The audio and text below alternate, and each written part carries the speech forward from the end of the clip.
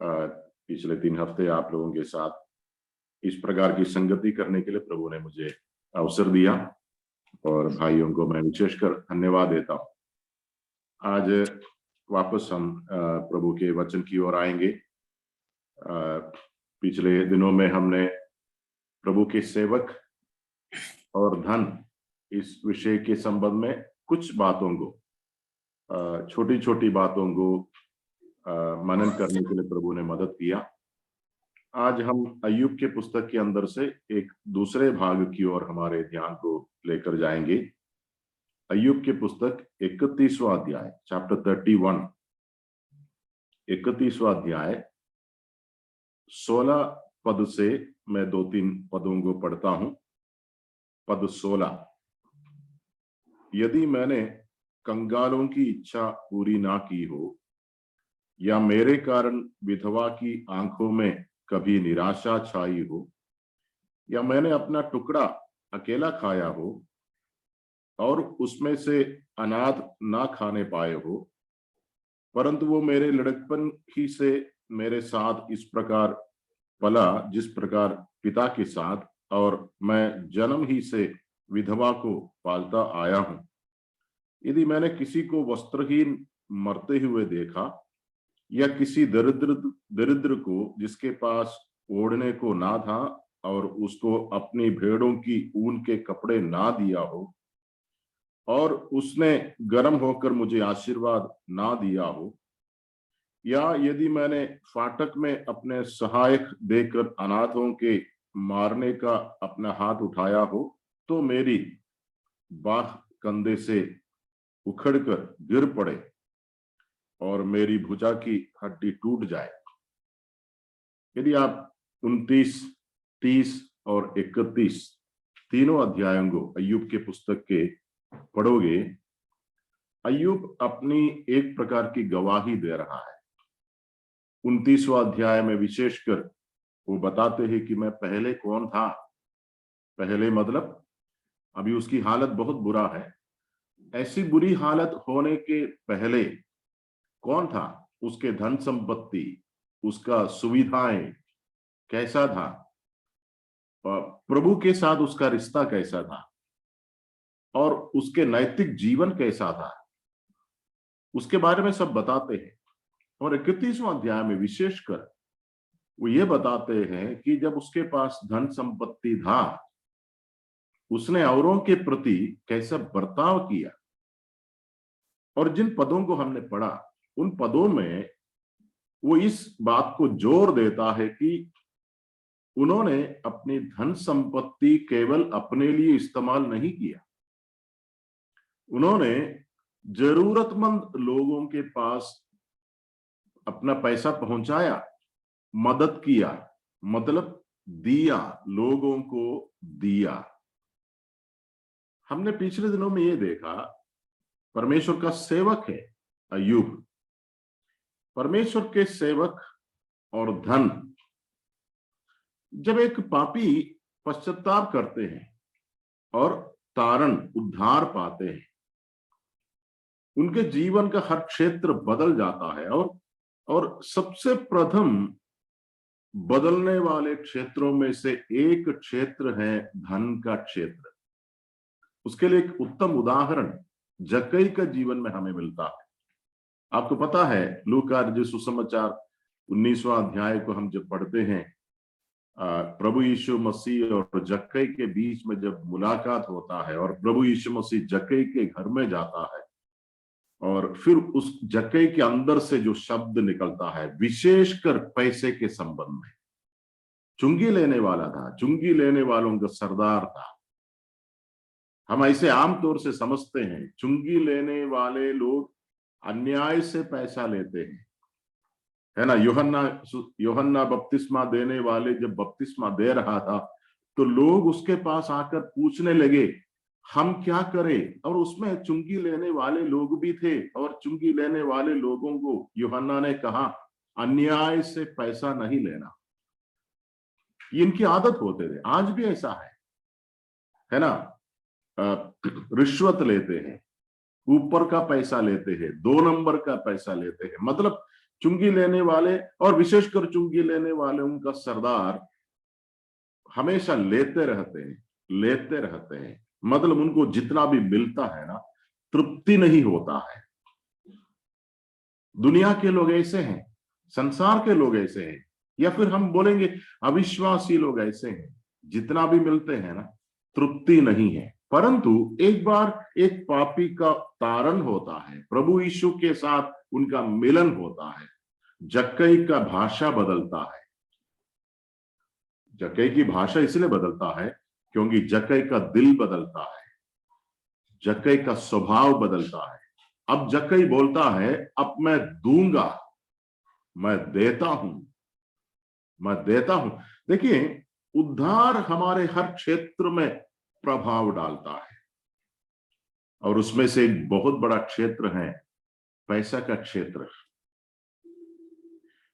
अय्यूब, इन भागों में जब अय्यूब के दान या देने के विषय में हम पढ़ते हैं, अय्यूब ने क्यों दिया? आखिर एक व्यक्ति देते क्यों है? उसका उत्तर हमें परमेश्वर में मिलता है ना। हम सब जानते हैं, यूहन्ना 3:16 में परमेश्वर ने दिया, अपना एकलौता पुत्र को दिया, दे दिया। कब दिया? अच्छा, क्यों दिया? यूहन्ना 3:16 कितना स्पष्ट है। परमेश्वर ने जगत से इतना प्रेम किया और उसने अपने एकलौता पुत्र दे दिया। देखो, प्रेम किया और दे दिया, ये दोनों एक साथ जुड़े हुए हैं। जहां प्रेम है वहां दान है, और जहां प्रेम नहीं है वहां दान नहीं है। मतलब सबसे बड़ा दाता परमेश्वर है। हम देना परमेश्वर से सीखते हैं, परमेश्वर सिखाता है। कुरिन्थियों की दूसरी पत्री 8 अध्याय में ये प्रभु यीशु मसीह के दान के विषय में प्रभु सिखाता है, पौलुस सिखाता है। पौलुस कहता है कि वो धनी होने पर भी हमारे लिए दरिद्र कंगाल हो गया। धनी कंगाल कैसे हो गया? धनी कंगाल तब हो गया जब वो धनी ने पूरा दे दिया, सब कुछ दे दिया। अय्यूब देने के कारण कंगाल नहीं हुआ।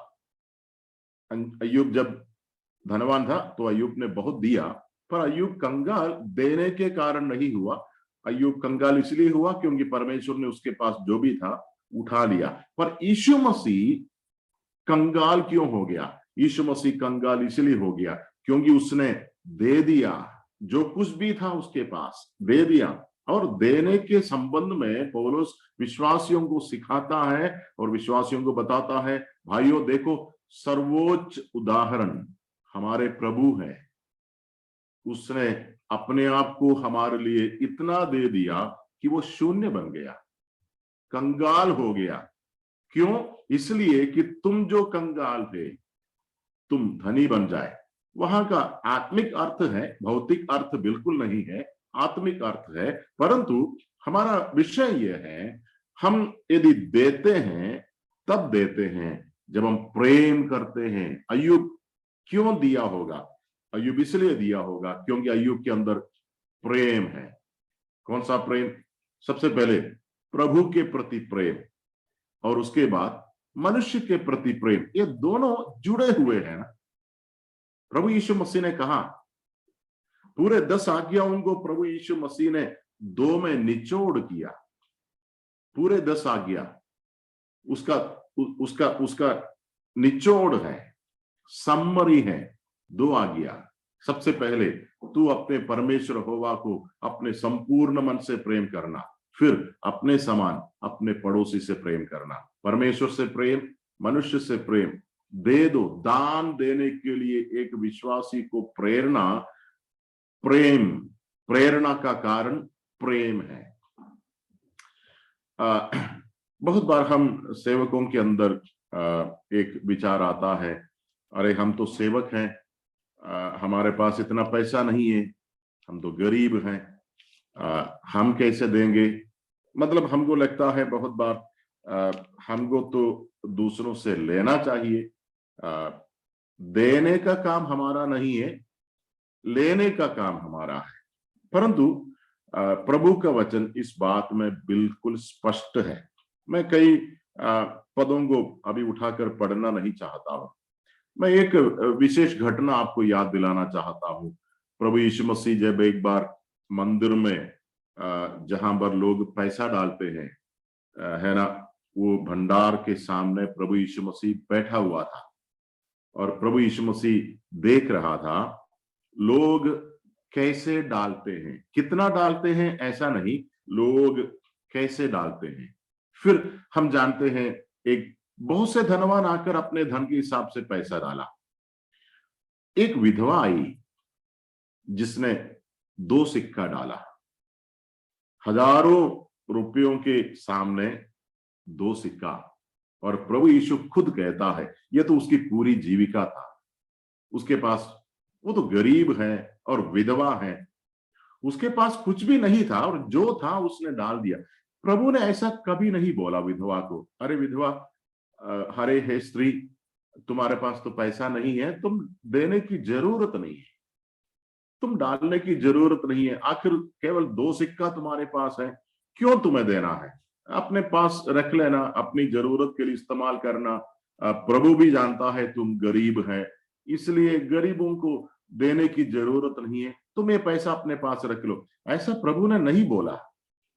उल्टा प्रभु ने देने वाली विधवा को सराहा। उसको सराहते हुए प्रभु ने कहा सबसे ज्यादा इसने दिया। उसने किसको दिया? उसने प्रभु को दिया।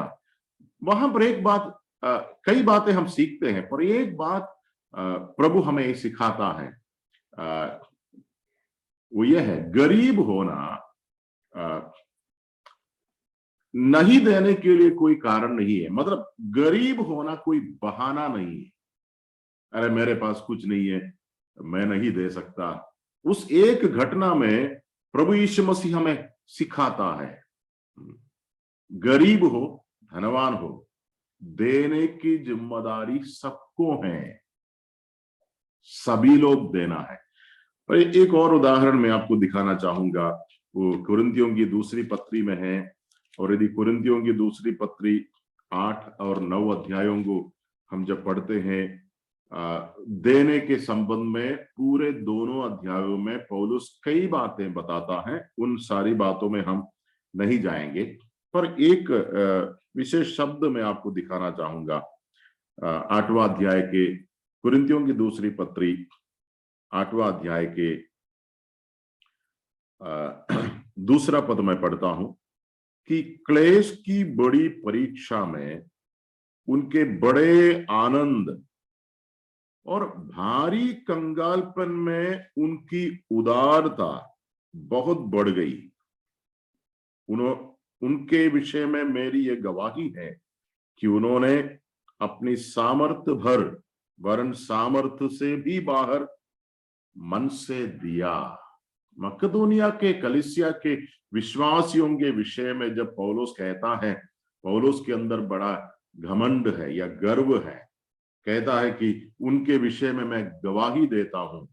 पैसे वाले लोग नहीं थे, उनके गरीबीपन को कैसा बताते हैं, भारी कंगालपन।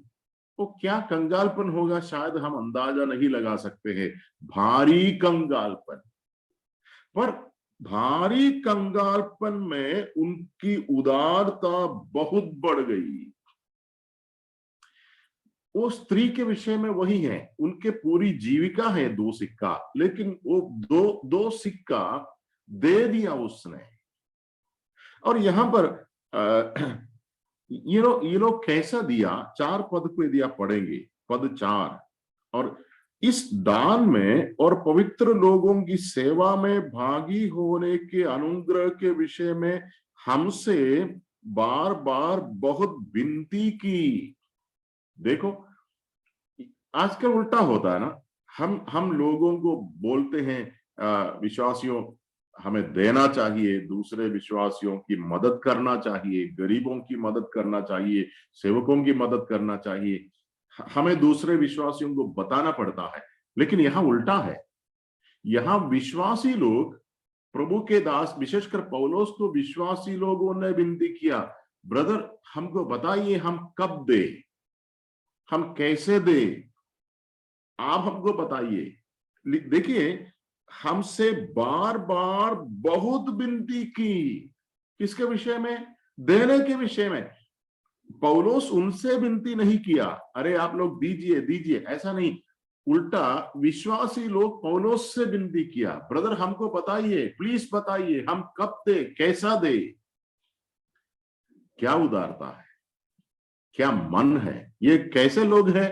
करोड़पति नहीं है, कंगालपन की, भारी कंगालपन के बीच में लोग विनती करता है, हम देना चाहता है। देखिए, प्रभु का प्रेम, जैसे पौलुस बोलता है ना, प्रभु का प्रेम मुझे विवश करता है।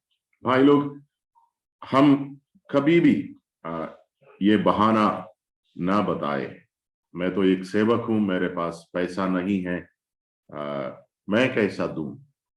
देखो, कितना देता है बात उसमें नहीं है।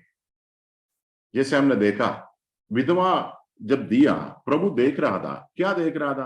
प्रभु पैसे का अमाउंट नहीं देख रहा था, कितना दिया। हम लोग हमेशा ऐसा देखते हैं, हम लोग एक देखते हैं कि किसने कितना दिया, नहीं, प्रभु कभी नहीं देखते हैं। प्रभु ने देखा कौन कैसा देता है, कितना नहीं, कैसा। मतलब कौन सा मन से देते हैं, क्या बुड़बुड़ा कर देते हैं या दिल से देते हैं, हर्ष से, आनंद से देते हैं। प्रभु ने वो देखा।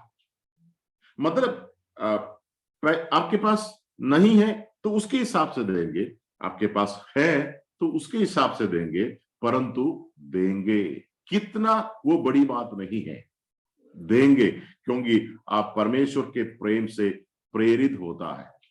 कभी कभी कभी कभी एक बात अक्सर सेवकों से जुड़े हुए वो सामने आता है, वो ये है, कभी कभी हम लोग है ना अपने भौतिक और क्या बोलते हैं, पारिवारिक जिम्मेदारियों को भी पूरा करने से चूक जाते हैं, ये बहाना बनाकर कि मैं तो सेवा करता हूं और ये मेरा काम नहीं है।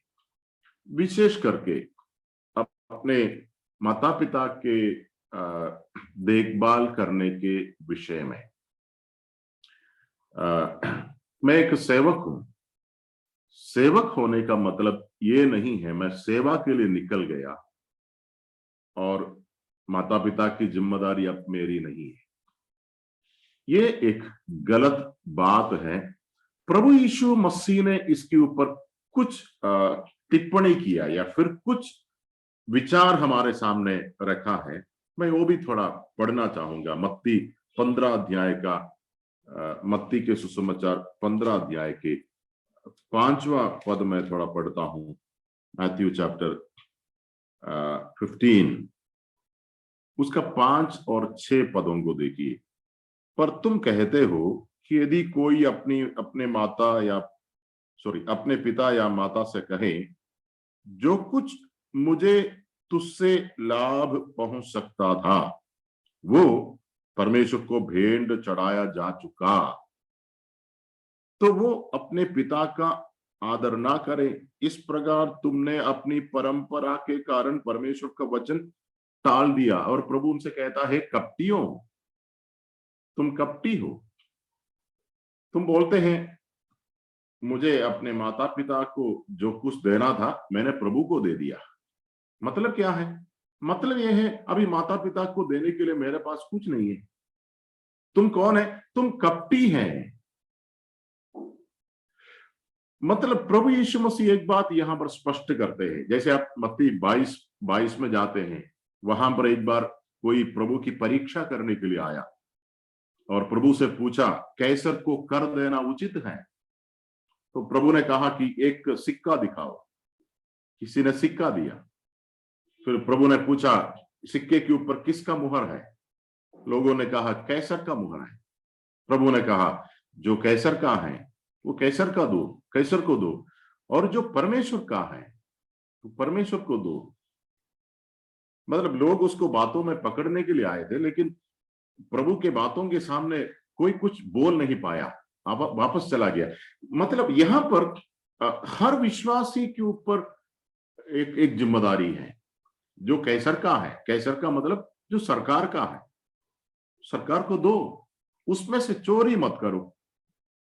टैक्स है ना, टैक्स, महसूल, कर दे दो। जहां टैक्स देना है, टैक्स देने के मामले में हम चोरी ना करें।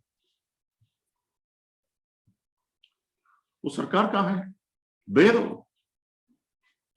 रोमियो की पत्री 13 अध्याय में पौलुस कहता है कि जिसका हक है ना उसको पूरा करो।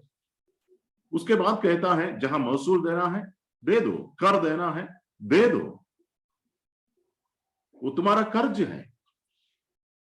मतलब सरकार से चोरी करके प्रभु को मत दे दो। मतलब जो सरकार को देना है ना, मैं सरकार को नहीं दूंगा, लेकिन वो भी मैं प्रभु को दूंगा। प्रभु कहते वो मुझे नहीं चाहिए। जो सरकार का है ना, सरकार को दो। और विशेषकर हम सेवकों की इस बात के ऊपर बहुत ध्यान देना चाहिए। जो सरकार का है उसमें से हम बिल्कुल चोरी ना करें। कभी कभी होता है ना, किसी को एक घर खरीदना होता है, टैक्स बचाने के लिए भाव कम दिखाता है। बहुत से लोग, विश्वासी लोग भी करते हैं। पर मैं मानता हूं हम सेवकों को कम से कम इस बात के ऊपर एक सिद्धांत होना चाहिए। भले ही मेरे पॉकेट से पैसा ज्यादा जाएगा, लेकिन टैक्स जितना है ना उसको कम करने के लिए मैं चोरी नहीं करूंगा। जो सरकार का है वो सरकार को दो। मतलब सरकार का पैसा लेकर परमेश्वर को मत दे दो। और उल्टा भी है, परमेश्वर का पैसा लेकर सरकार को भी मत दे दो। जो परमेश्वर का है ना वो प्रभु को दो। मतलब परमेश्वर, तुम्हारे पास सरकार को भी देना है, परमेश्वर को भी देना है।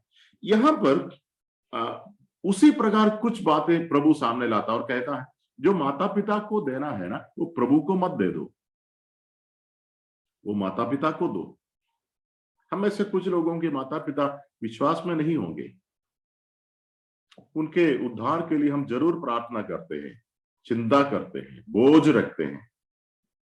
विश्वास में नहीं होंगे मतलब ये नहीं है कि हम अपनी जिम्मेदारी से भागेंगे। जिनके माता पिता अभी तक विश्वास में नहीं है, पर फिर भी उनका देखभाल करने की जिम्मेदारी हमारी है और हमें करना है। यदि वो लोग मना करते हैं अलग बात है, तुम्हारा एक भी पैसा नहीं चाहिए अलग बात है, परंतु जहां तक मौका है उनका पालन पोषण या फिर उनके खर्चा पानी जितना हमसे हो सकता है आपसे पूरा कर नहीं पाएंगे, लेकिन जितना हमसे हो सकता है करे। मेरा मतलब ये है कि हम कभी भी ये नहीं सोचे कि मैं एक सेवक हूं और इसलिए ये मेरी जिम्मेदारी नहीं, मैं इस जिम्मेदारी से बाहर हूं, नहीं। ये इसमें हमारा रुख एक सही रवैया अपनाने के लिए प्रभु मदद करे। मैं गरीब हूं पर देना मुझे भी है। कई वचन, प्रभु के वचन के अंदर ये देने का विषय जो है सबके ऊपर लागू है। कई वचन है, मैं एक और पद आपको दिखाना चाहूंगा प्रेरितों के पुस्तक 11 अध्याय में, जहां पर अंताकिया में सबसे पहले कलीसिया हुई और उस कलीसिया होने का कारण सब हम जानते हैं। यरूशलेम से विश्वासी तितर बितर हो गए। स्तेफानोस की मृत्यु के बाद उपद्रव ज्यादा हो गया, यरूशलेम में विश्वासी टिक नहीं पाया, भागते रहे और जहां पर भी भागे सुसमाचार प्रचार किया। ये लोग चलते चलते अंताकिया में भी पहुंचा। अंताकिया में सुसमाचार प्रचार किया यहूदियों को और यूनानियों को, और लोग विश्वास किया। वहां पर एक कलीसिया बन गई और यरूशलेम के प्रेरितों को पता चला अंताकिया में कलीसिया बन गई है, तो बरनबास को भेजा। बरनबास यहाँ पर आया, लोगों को प्रभु में प्रोत्साहन किया, उसके बाद पौलुस को भी लाते हैं। तब वहां पर एक नबी आता है, उस नबी का नाम भी यहाँ दिया है। अगबुस, आप 27 के 11 अध्याय, प्रेरितों की पुस्तक 11 अध्याय के 27 पद से जब नीचे पढ़ते हैं, वहां पर अगबुस के बारे में हम पढ़ते हैं। उन दिनों में कई भविष्यद्वक्ता यरूशलेम से अंताका में आए। उनमें से अगबुस नामक एक ने खड़े होकर आत्मा की प्रेरणा से ये बताया कि सारे जगत में बड़ा अकाल पड़ेगा। वो अकाल क्लौदियुस के समय में पड़ा। तब 29 पद देखिए, तब चेलों ने निर्णय किया कि हरेक अपनी अपनी पूंजी के अनुसार यहूदिया में रहने वाले भाइयों की सहायता के लिए कुछ भेजे। देखो, अगबुस आकर के सिर्फ इतना बताया, सारे यहूदिया में अकाल आने वाला है। शायद अगबुस ने आगे कुछ नहीं बताया होगा, लेकिन जब विश्वासियों ने ये शब्द सुना, अरे यरूशलेम में अपने विश्वासी लोग हैं, प्रेरित लोग हैं, ये हमारी जिम्मेदारी है कि हम उनकी चिंता करें, उनकी मदद करें, क्योंकि वो हमारे भाई हैं, हम उनसे प्रेम करते हैं। और इसलिए हम लोग क्या करेंगे, हम लोग अपनी अपनी पूंजी के अनुसार कुछ इकट्ठा करेंगे और यरूशलेम में भेजेंगे। देखो, अगबुस ने जब बताया तो तुरंत विश्वासियों के अंदर देने का जागृति, इसलिए हमने देखा ये प्रेम का परिणाम है। लेकिन यहां पर सिर्फ एक शब्द में दिखाने के लिए ये वचन पढ़ा, वो ये है 29वां पद में, तब चेलों ने निर्णय किया हरेक अपनी अपनी पूंजी के अनुसार।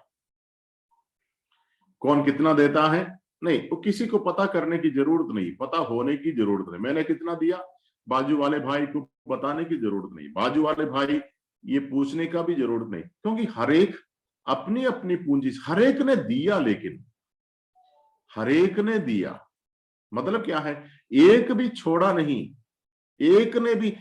मेरे ख्याल से अंताकिया के सबसे गरीब विश्वासी भी ऐसा नहीं सोचा कि मैं गरीब हूं, मैं क्यों दूं, ऐसा नहीं सोचा। गरीब भी दिया, अपनी पूंजी के अनुसार दिया। पैसे वाले भी होंगे, वो लोग अपनी पूंजी के अनुसार दिया। लेकिन बात यह है, हरेक ने दिया, अपनी अपनी पूंजी के अनुसार दिया, बस वो काफी है। कोई 1 रुपया दिया, कोई 10 रुपया दिया, वो अपनी अपनी पूंजी के अनुसार है। जैसे हमने शुरुआत में देखा था, यहोवा ने दिया, ये पूंजी भी किसका है, प्रभु ने दिया।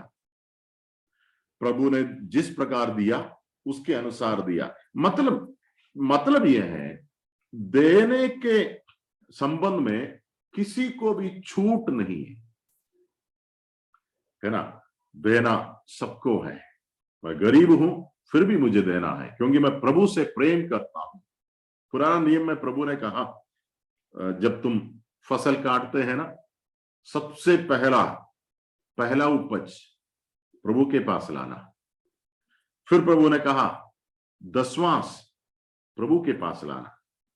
मतलब एक व्यक्ति 10वांश प्रभु के पास लाते हैं, वो व्यक्ति प्रभु को यह बताता है, प्रभु जी केवल 10वांश नहीं, पूरा 100 आपका है, आपने दिया, आप ही से मैंने पाया, सब कुछ आपका है। और ये 10वांश है ना, उसका सिर्फ एक छोटा सा प्रतीक है। सोचो, प्रभु ने मुझे 1000 रुपया दिया, उसमें से मैं पुराना नियम के हिसाब से बोलता हूं, प्रभु ने मुझे 1000 रुपये दिया, उसमें से मैंने 100 रुपया प्रभु को दिया। मैं प्रभु को ये नहीं बोल रहा हूं ले लो ये तुम्हारा है, आगे मेरे से कुछ पूछना नहीं, वो मतलब नहीं है। 100 रुपया देकर मैं प्रभु को ये बोलता हूं, प्रभु जी पूरा 1000 आपका है, पूरा 1000 के ऊपर आप अधिकारी हैं, मैंने जो कुछ भी पाया आपसे पाया, सब कुछ आपका है। मैं मानता हूं सब कुछ आपका है, मेरा कुछ भी नहीं है। और ये मेरा विश्वास है, ये मेरा हृदय का विचार है, उस विचार को प्रकट करने का एक छोटा सा प्रतीक है ये 10वांश 100 रुपया। ऐसा नहीं सोचना कि मैंने 1000 में से 100 रुपया दे दिया अब बिल्कुल नहीं, बाकी मेरा है। प्रभु ने ऐसा सिखाया नहीं, मेरा कुछ भी नहीं है, प्रभु का है सब कुछ। पुराना नियम में जब एक व्यक्ति दशवांश देते हैं, प्रभु ने कहा दशवांश मेरा है। मतलब 1000 रुपया जिसको मिला, उसने यदि प्रभु को 100 रुपया दिया, वो ये बता नहीं सकते हैं कि मैंने प्रभु को 100 रुपया दिया। नहीं, तुमने नहीं दिया, वो प्रभु का है। बाकी 90 में से यदि तुम देते हैं ना, तब तुम बता सकते हैं मैंने दिया। 100 रुपया तुमने जो दिया वो प्रभु का है।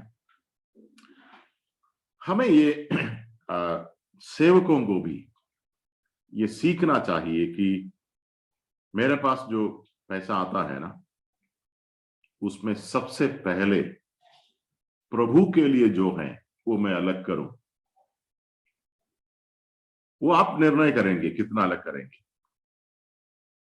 वो आपके ऊपर है, कोई जोर जबरदस्ती नहीं है। पर ये मुझे और आपको सीखना है।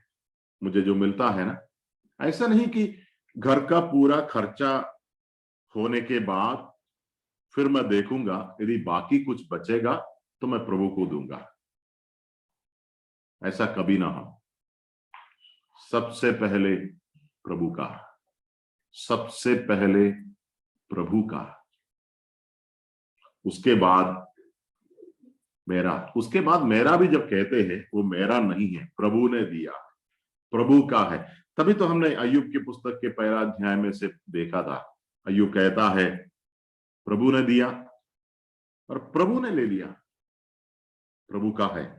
अय्यूब के पुस्तक के अंदर से एक दो और बातें मैं आपको दिखाना चाहूंगा। उसका 31वां अध्याय हम पढ़ रहे थे, अय्यूब के पुस्तक 31वां अध्याय। उसमें अय्यूब एक दो और बातें बताता है। 24 पद को हम थोड़ा पढ़ेंगे, 24 और 25, 24, 25।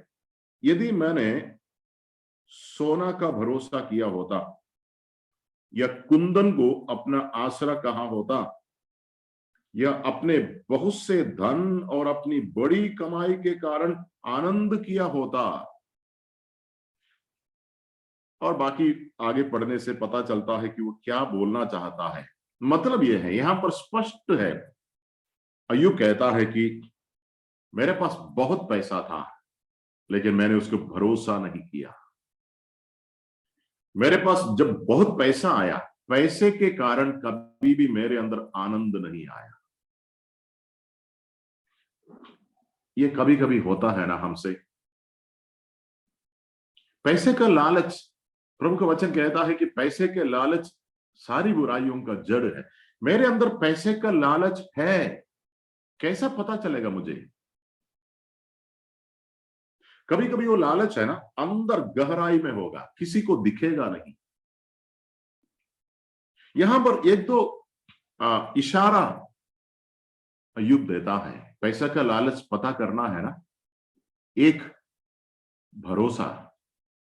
यदि मुझे लगता है मेरे पास इतना पैसा है, अभी कुछ भी आने दो, पैसा है ना मेरे पास, ये लालच, ये पैसे का लालच है। कभी कभी दुनिया के लोग तो ऐसे सोचते हैं, मेरे पास करोड़ों रुपया बैंक में है, करोड़ों हैं, तो लोग सोचते अरे कोई जरूरत आ गया तो है ना पैसा, कोई बीमारी आ गई, हॉस्पिटल में जाना पड़ा, है ना पैसा, है ना। हम सेवकों के अंदर यदि उस प्रकार का सोच आता है, अरे पैसा है ना, पैसा कोई काम नहीं आएगा। अय्यूब कहता है कि इतना पैसा होने पर भी पैसे के ऊपर मैंने भरोसा नहीं किया। और जब पैसे के बहुत कमाई के कारण आनंद होना, भाइयों, ऐसा हमारे अंदर कभी ना होने पाए। किसी दिन, किसी महीने हमारे हाथ में थोड़ा सा ज्यादा पैसे आया, लेकिन वो पैसे के कारण कभी भी मैं बहुत खुश हो गया क्योंकि बहुत पैसा मिला। होता है ना कभी कभी, हम मनुष्य हैं। प्रभु यदि ऐसा हुआ है, प्रभु मुझे क्षमा करे।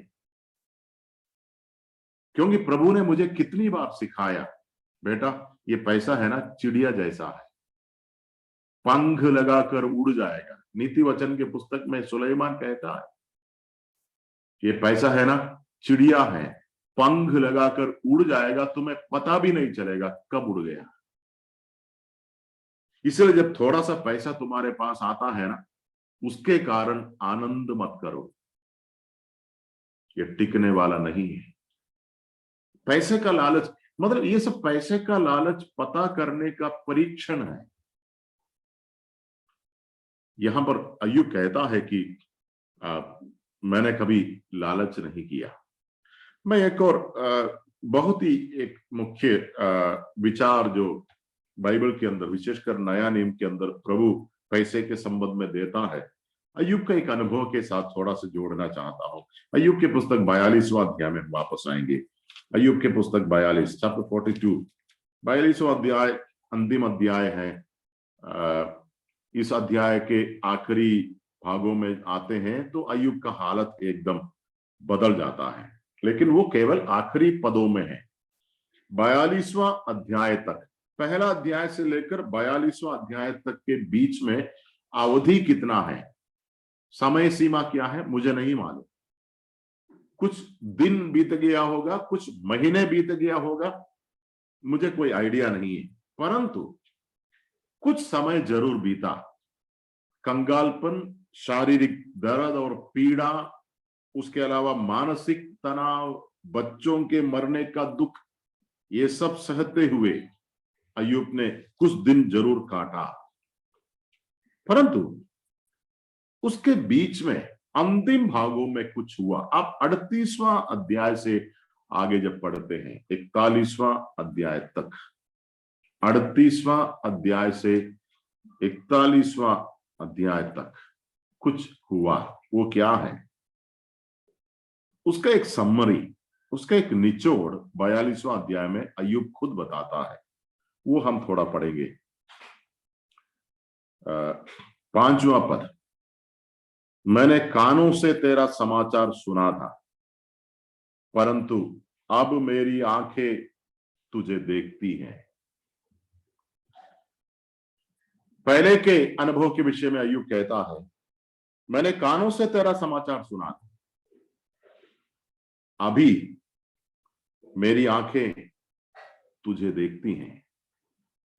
देखो, सब कुछ वापस आने के बाद की बात नहीं है, ये सब कुछ वापस मिलने के पहले की बात।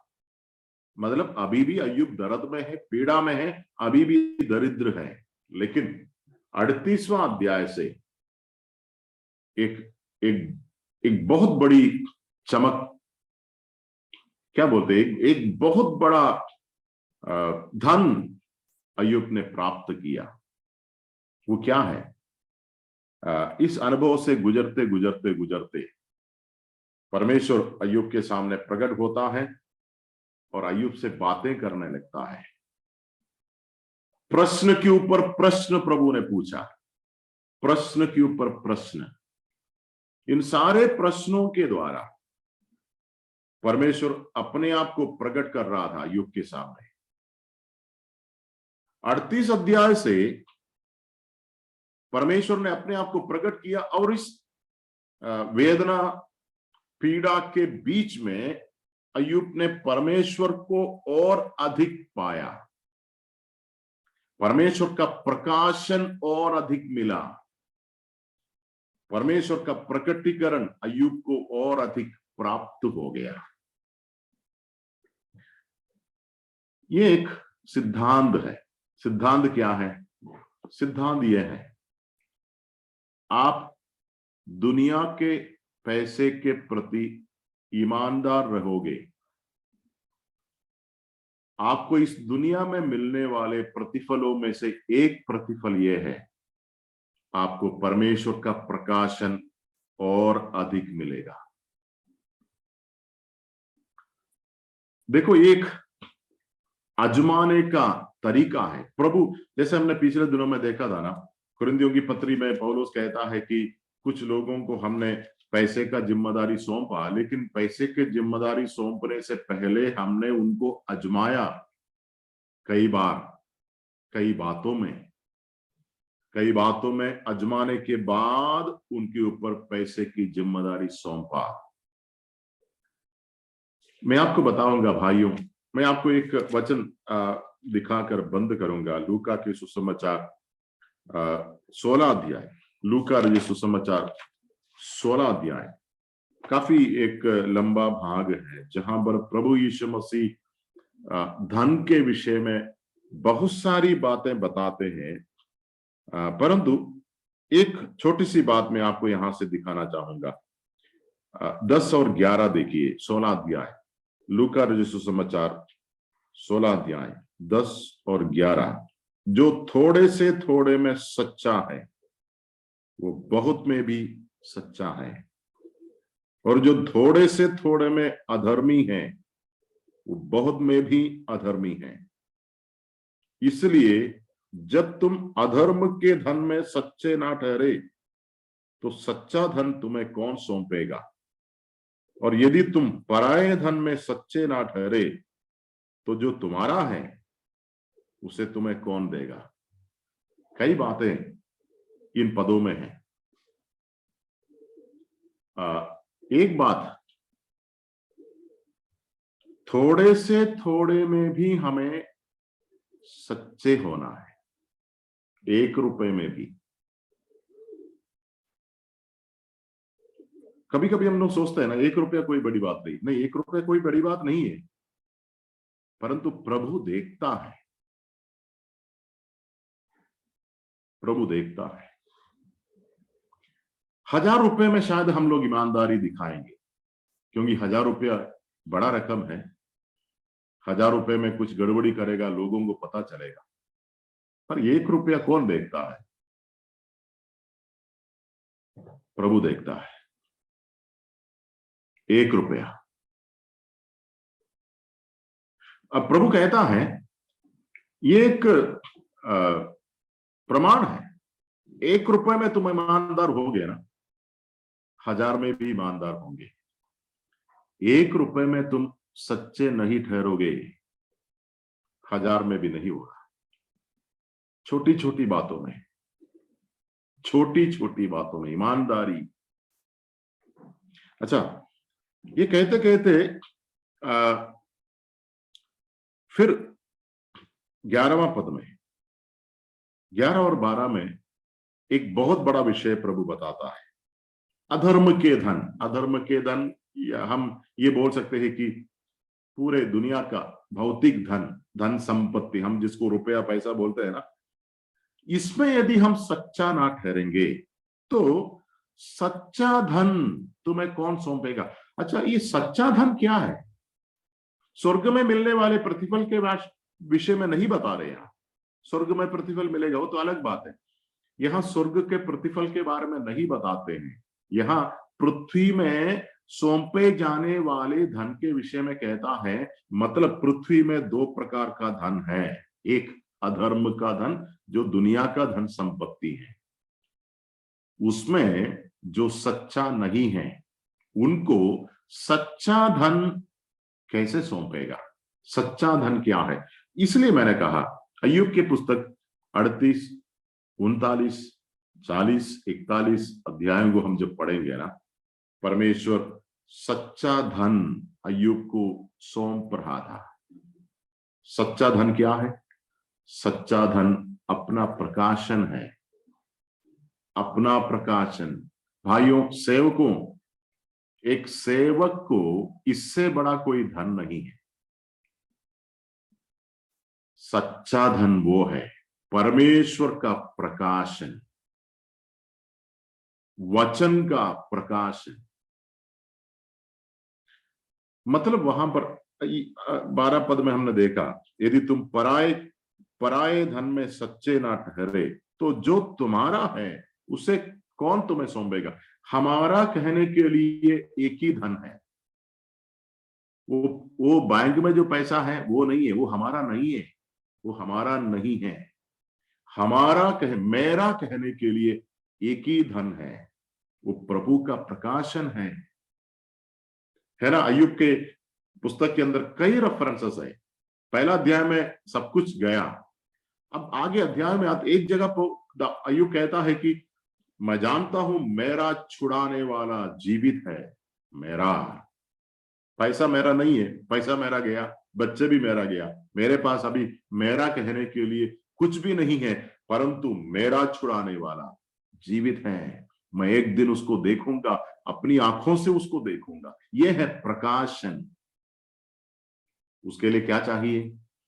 उसके लिए भौतिक धन संपत्ति में ईमानदारी चाहिए।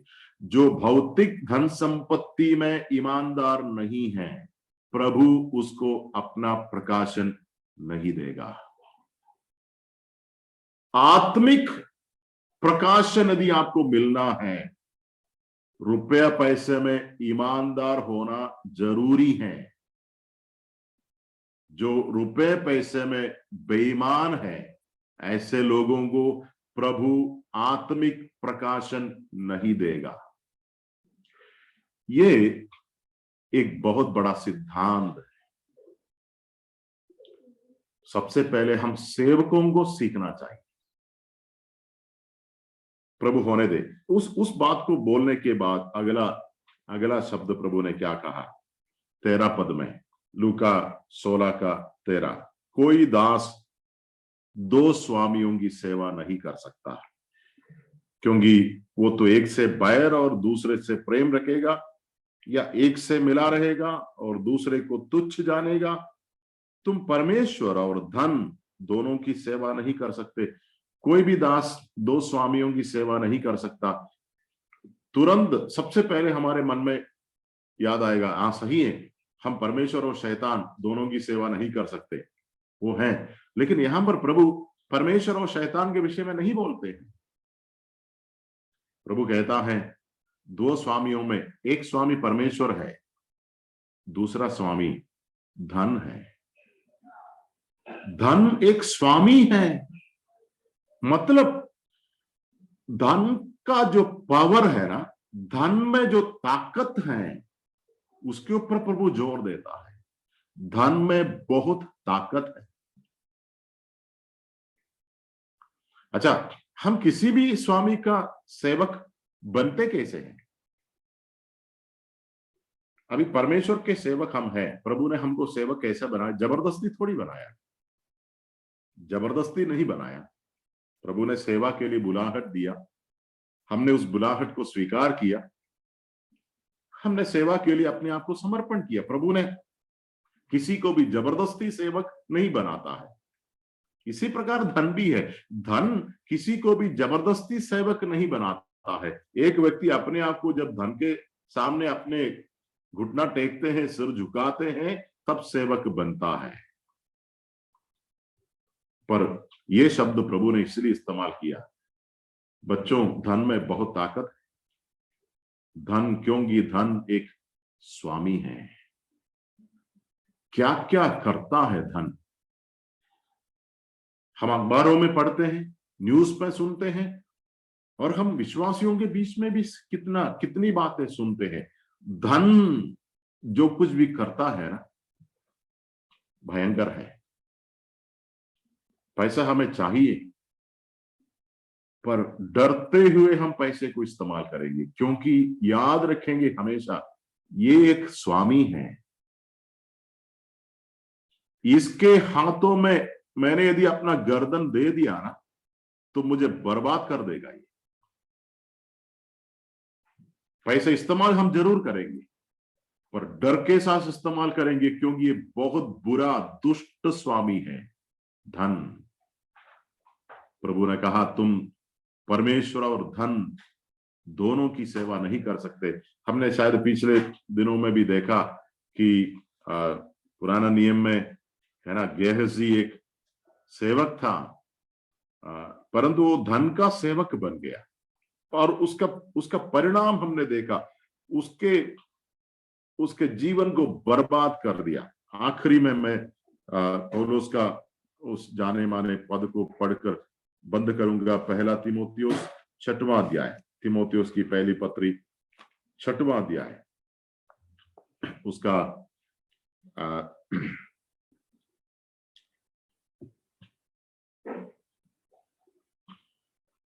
10 और 9 और 10 पढ़ेंगे। तीमुथियुस की पहली पत्री अध्याय 6 वचन 9 और 10।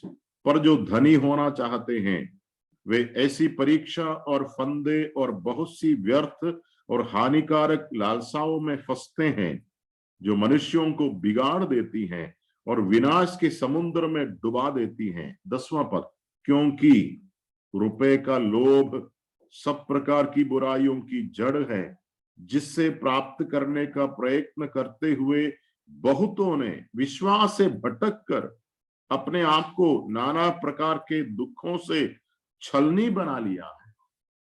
पैसा क्या कर सकते हैं, उसका एक छोटा सा नमूना पौलुस यहां पर बताते हैं। और इसलिए प्रभु कहता है, देखो बच्चों, पैसा एक मालिक है, स्वामी है, सावधान रहना। पैसे को इस्तेमाल करो पर डरते हुए। पैसा पॉकेट में डालो लेकिन अंदर मत डालो। यहां तक ठीक है, हृदय के अंदर पहुंचने ना पाए। जेब के अंदर तक ठीक है। प्रभु मुझे और आपको मदद करे। मैं इन बातों को इसलिए नहीं बताया कि मैं हर बात में सिद्ध हूं, आपसे अच्छा हूं। ये बातों को मैंने इसलिए बांटा क्योंकि ये जैसे आपके ऊपर लागू है, शायद उससे ज्यादा मेरे ऊपर लागू है। हम सब सेवक हैं, हम सब कमजोर मनुष्य हैं। कई मामले में गिर जाने का, फिर जाने का संभावना आज भी है। और इसलिए रोज हम प्रभु से मदद मांगेंगे, अनुग्रह मांगेंगे, प्रभु को प्रसन्न करते हुए एक ईमानदारी का जीवन, एक सच्चे सेवक का जीवन। जिस प्रकार अय्यूब के विषय में प्रभु ने कहा, ये मेरा सेवक सीधा है, वो सर्टिफिकेट, वो टिप्पणी प्रभु से प्राप्त करके विश्वास योग्य सेवकों के समान प्रभु की सेवा में आगे बढ़ने के लिए इन विचारों के द्वारा भी प्रभु हमें आशीर्वाद दे। एक बार फिर आप सबों को मैं धन्यवाद प्रकट करता हूं क्योंकि ये मौका मुझे मिला। संगति के लिए प्रभु की स्तुति करते हैं। प्रभु का पवित्र नाम धन्य माना जाए।